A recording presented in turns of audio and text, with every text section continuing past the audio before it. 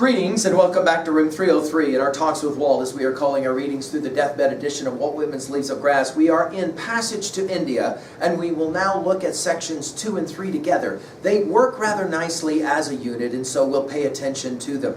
Now, our assumption is that you've been following our stuff at learnstrong.net, down that left-hand side, Talks with Walt, our playlist, and that you've been with us from the very beginning. Introductory word come, as well as all the inscription poems, Song of Myself, and as well, of course, our introductory comments to Passage to India, as well as our comments on section number 1. Now, in regards to background information, I just want to point out what Norton's will tell us, that in section number 2, that this was a collection of lines up through "You Too With Joy I Sing," that was published or attempted to be published as a collection, a single poem called Fable. So we'll see about that one. Now, passage here, O soul, to India. So notice we're going to go from passage to passage, O soul, to India. And this use of the word soul we'll be paying attention to all the way through. And then interestingly, éclaircies is the French word for clarify.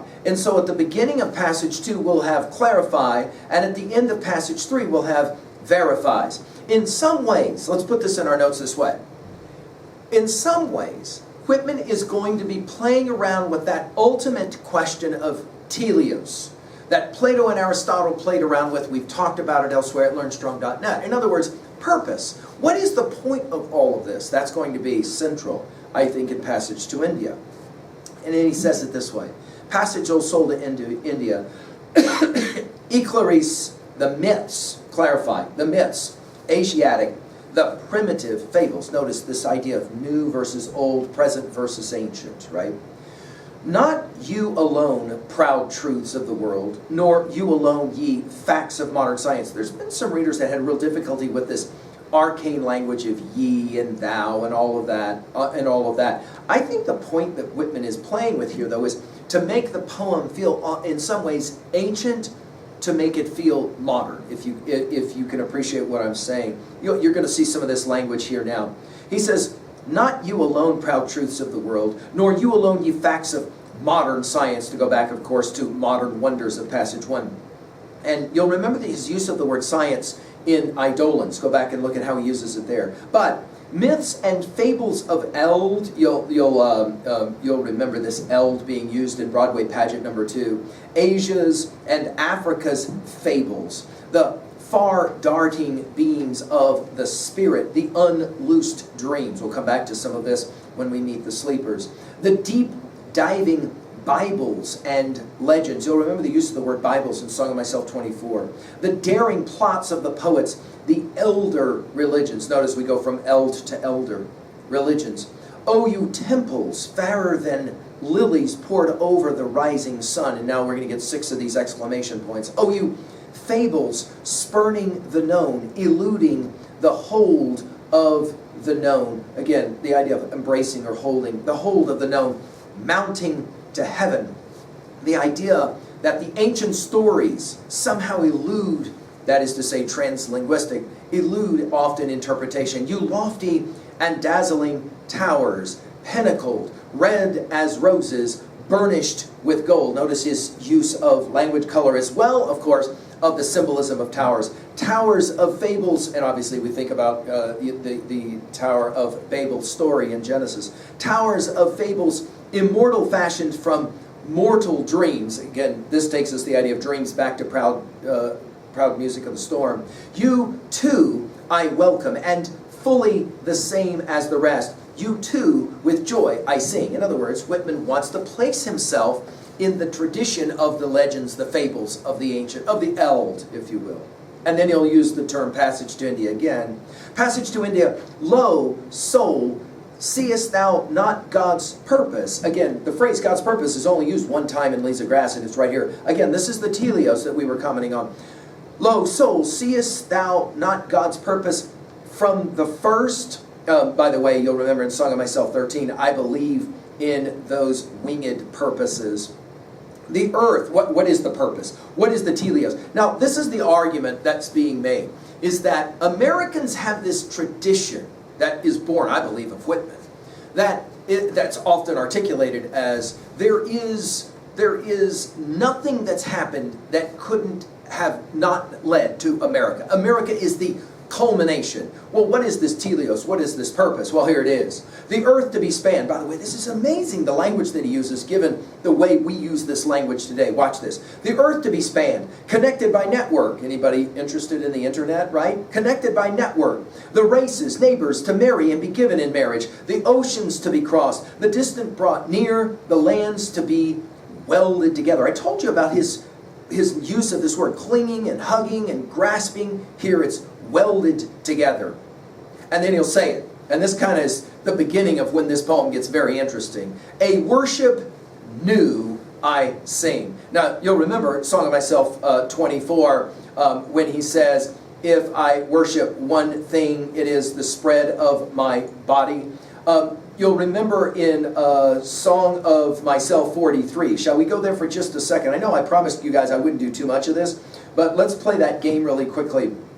In Song of Myself 43. Do you remember when he says this? I do not despise you, priests, all time the world over. My faith is the greatest of faiths and the least of faiths. In closing, worship, ancient and modern, and all between ancient and modern, believing I shall come again upon the earth after 5,000 years, waiting responses from oracles, honoring the gods, saluting the sun, making a fetch of the first rock or stomp, and on it goes. This use of the word worship here is powerful. A worship new I sing. Again, the new is the new. The N-E-W is the K-N-E-W. You captains, voyagers, explorers, we're going to get to that, and obviously a celebration of Columbus. Yours. You engineers, you architects, mechanics, yours. You, not for trade or transportation only, but in God's name and for thy sake, O soul. In other words, all exploration, all journeying, all passages have led now to this moment in time. And obviously this poem can be read as Tennyson's Ulysses can be read, both at the personal level as well as at the cultural level.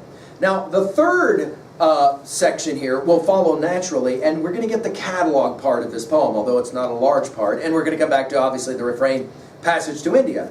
The use of the arcane language again. Lo, soul, for thee of tableaus twain.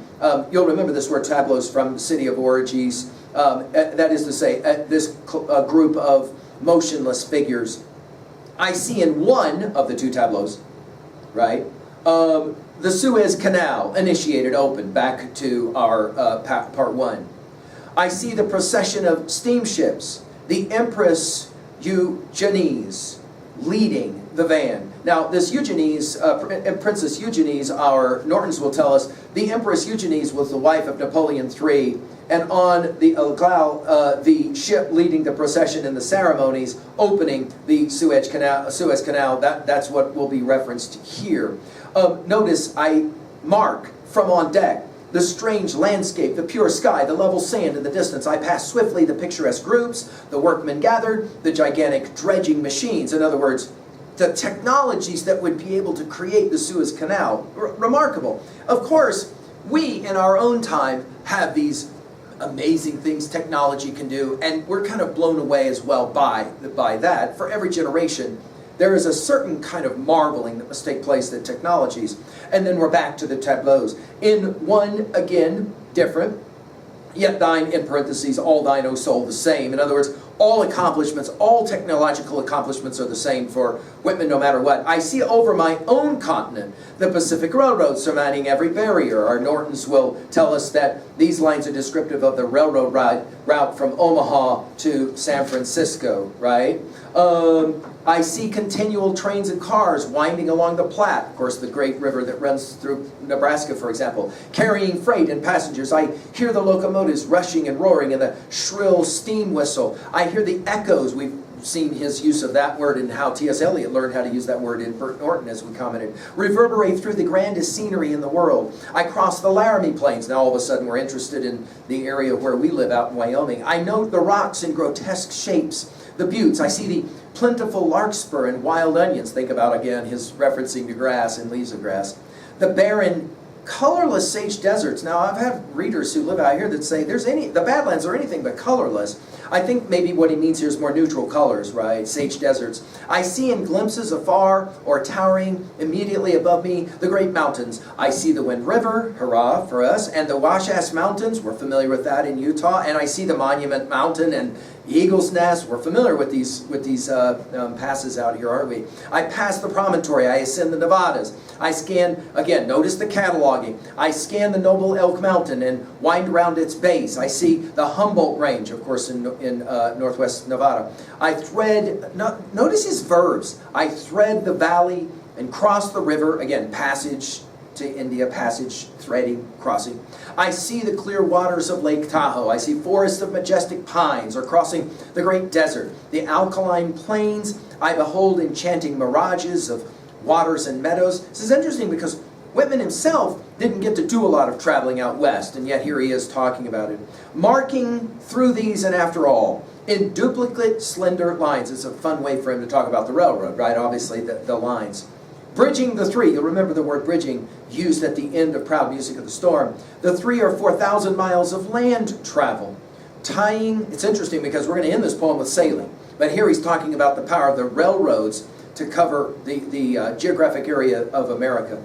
Tying, that's an important word, like embracing, like clasping, like hugging. Tying the eastern to the western sea. Notice the capitalization of eastern and western. The road between Europe and Asia. And again, this takes us back to our comments on Thoreau and Walden at learnstrong.net, that this idea of movement from east to west, it's a very old idea. It's an old motif in Europe as well as, of course, in America. And here he's celebrating it.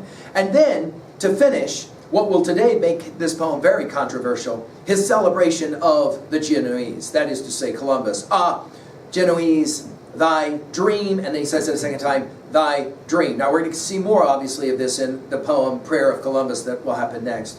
Centuries after thou art laid in thy grave, the shore thou foundest verifies thy deem. So in other words, we go from eclaris, to clarify, to verify. That is to say, teleos, or purpose, which leads us again now to 2a and the messaging of these two sections together. Well, I think that the ultimate purpose, teleos, for Whitman is this idea of connection, this idea of embracing, this idea of bringing it all together. Now again, he'll start in this poem with America, bringing it together. But by the end of the poem, it's clear this will be a universal call to the entire world to come together.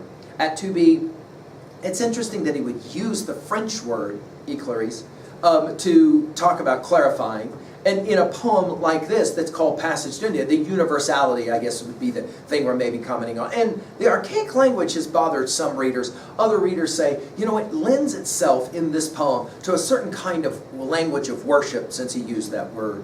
At 3a, we haven't mentioned Plato's Timaeus and the idea of teleos and the purpose that Plato will play with here. But I'll throw that one at you. And of course, think about the great Woody Guthrie and that amazing song of his, This Land Is Your Land, between 1940 and 45, the construction, the recording, the publishing of that song. And the power of a poem like that, as we've commented a number of times earlier, knowing that it's lines like this that will be celebrated by Guthrie in his poem, in his song.